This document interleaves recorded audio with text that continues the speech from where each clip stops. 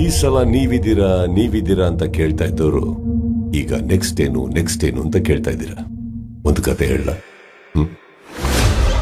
ಒಂದೂರಲ್ಲಿ ಒಂದು ಕಾಗೆ ಇತ್ತು. ನೀವೆಲ್ಲ ಸ್ಕೂಲಲ್ಲಿ ಕೇಳಿದ್ದೀರ. ಅದೇ ಕತೆ.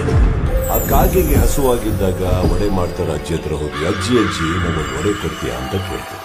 ಅಜ್ಜಿ ಪ್ರೀತಿಯಿಂದ ಒಂದು ಒಡೆ ಕೊಡ್ತಾರೆ. ಕಾಗೆ ಆ ಒಡೆನ ತಗೊಂಡು ಹಾರ್ಕೊಂಡು ಹೋಗಿ ಒಂದ್ ಮರದ ಮೇಲೆ ಕೂತು ಇನ್ನೇನ್ ತಿನ್ಬೇಕು. ಒಬ್ಬ ನೆಂಟ್ರಿ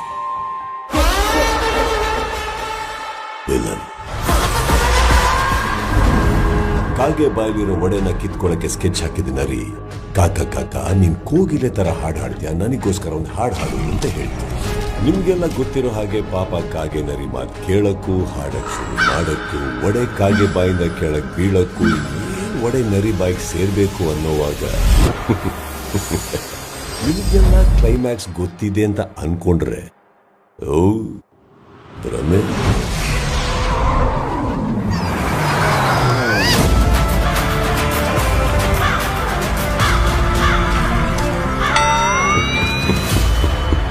ಈ ಸಲ ಬಿಗ್ ಬಾಸ್ ಹಾಗೇನೆ ನಾವು 11 ಸೀಸನ್ ನೋಡಿದೀವಿ. ನಮಗ್ ಬಿಗ್ ಬಾಸ್ ಬಗ್ಗೆ ಎಲ್ಲಾ ಗೊತ್ತು ಅನ್ನೋರ್ಗೆ